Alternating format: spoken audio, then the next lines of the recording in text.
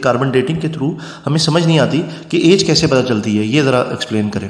सकते cosmic rays हैं जो रेडिएशन से होकर हमारे पास आती हैं हमारे एटमॉस्फेयर में, जो फिर कोलाइड करती है नाइट्रोजन 14 के साथ। इसी तरह जो नाइट्रोजन 14 के साथ जब कोलाइड कर जाती है तो हमारे पास कार्बन 14 फॉर्म होता है। जो कार्बन 14 होता है वो हमारे पास जाके ऑक्सीजन से मिक्स होता है, यानी कंबाइन होता है, जिससे हमारे पास CO2 यानी कार्बन डाइऑक्साइड फॉर्म होते हैं। इसी तरह वो सारा कार्बन डाइऑक्साइड जाके हमारे पास फैल जाते हैं इधर उधर प्लांट्स में, ट्रीज़ में, और फिर वो प्लांट्स वगैरह हम सब एनिमल्स और ह्यूमंस खाते हैं। अभी मैंने आप लोगों को बताया है कि कार्बन 14 किस तरह फॉर्म होता है और किस तरह हमारी डेली लाइफ में फैल सकते हैं और हमारे अंदर आ सकते हैं। तो जैसे आप यहाँ पे देख सकते हैं ड्यूरिंग लाइफ में जो कार्बन 14 फैलता है और एनिमल्स के अंदर जाते हैं प्लांट्स के ज़रिए, वो गेन होते जाते हैं। उसके बाद जब फिर डेथ होती है तो गेन नहीं हमारे पास होना बंद हो जाता है, और फिर जो कार्बन 14 होते हैं दोनों तरह से उसका लॉस होते जाता है डिके से।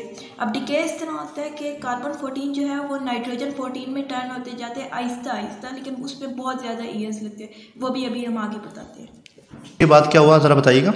उसके बाद हमारा जो लॉस बाय डिके होता है कार्बन 14 का, वो अब हम इस तरीके से बताएंगे। जैसे आप यहाँ पे देख सकते हैं फुल 100% है, तो हमारे पास अभी 0 ईयर्स अभी हमारे हुए हैं। अब यहाँ पे देख सकते हैं कि ये हमारी नंबर ऑफ हाफ लाइफ्स है 1 2 3। अब ये देख सकते हैं जिस तरह यहाँ पे हमारे पास 50% हो गया फर्स्ट हाफ लाइफ पे, मतलब 5700 ईयर्स हमारे चले गए। अब उसके बाद जो सेकेंड हाफ लाइफ होती है वो हमारी 25% डिके पे होती है, यानी कि 75% हमारे पास नाइट्रोजन 14 में दोबारा फॉर्म वापस चले गए। उसके बाद इस तरह हमारी हाफ लाइफ चलती जाती हैं। 25 के बाद हमारे पास आ जाते हैं 13 के बाद हमारे पास 6 आ जाते हैं, और फिर फर्दर चलती जाती है जब तक ये फुल डिके नहीं। और इससे हमें पता चल जाता है कि एज जो है वो ऑर्गेनिज्म की या जो हमारे पास डायनासोर्स है उसकी कितनी एज है, उसको हम इस प्रोसेस को पूरा कार्बन डेटिंग कहते हैं। अब आयमन आप कंक्लूड करें कि एक एनिमल है, प्लांट है, उसकी डेथ हो गई है, तो उसकी जो डेथ हो गई है तो उसकी एज का कैसे पता चलता है? ज़रा ये कन्फ्यूजन होती है कि कार्बन डेटिंग के थ्रू हमें समझ नहीं आती कि एज कैसे पता चलती है, ये ज़रा एक्सप्लेन करें। कार्बन डेटिंग हम कहते हैं इसी प्रोसेस को है। जब एनिमल की डेथ यहाँ पे हो जाती है तो उसके बाद जो कार्बन 14 है वो, जैसे मैंने आपको पहले बताया, कि डिके करना शुरू हो जाती है, और उसकी हाफ लाइफ होती है जो तकरीबन 5700 ईयर्स के मुताबिक होती है। अब इस सिलसिले में होता है हमारे पास बेटा डिके जो होता है कार्बन 14 का नाइट्रोजन 14 में टर्न होना।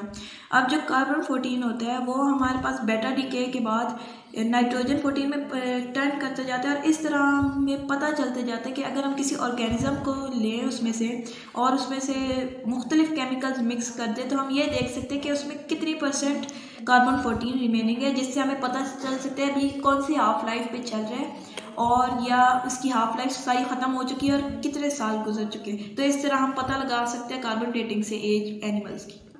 आयमन आप इसको कंक्लूड करें कि कार्बन डेटिंग क्या होती है। अब मैं आप लोगों को थोड़ा शॉर्ट फॉर्म में समझाऊंगा। तो जिस तरह ये कॉस्मिक रेज हमारे पास आके कोलाइड करती है नाइट्रोजन 14 के साथ, जो हमारे पास फॉर्म करते हैं C14। स्टेप नंबर 2 हो गया, ठीक है, सही है। उसके बाद कार्बन 14 हमारे पास ऑक्सीजन के साथ कंबाइन करते हैं ताकि हम कार्बन डाइऑक्साइड फॉर्म कर। स्टेप नंबर 3 हो गया, जो हमारे पास सारे एनवायरनमेंट में फैल जाते हैं प्लांट्स और ट्रीज में। 4 इंजेस्ट किया हमने मतलब टेक किया अपनी एनवायरनमेंट से लिया। नंबर 4 आ गया, मैंने ठीक आपको है। ये बताया कि कार्बन डिके के बारे में कि ड्यूरिंग लाइफ जब हम इनटेक कर लेते हैं कार्बन 14 तो हमारे पास वो गेन होती जाती है, लेकिन 5 स्टेप नंबर 5 हो गया। और फिर जब डेथ होती है तो हमारे पास गेन होना बंद हो जाती है और डिके होना शुरू हो जाती है। स्टेप 6।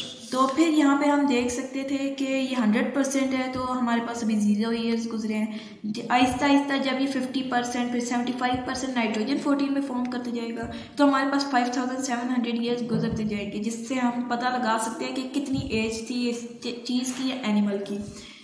Step number 7। अब स्टेप नंबर 8।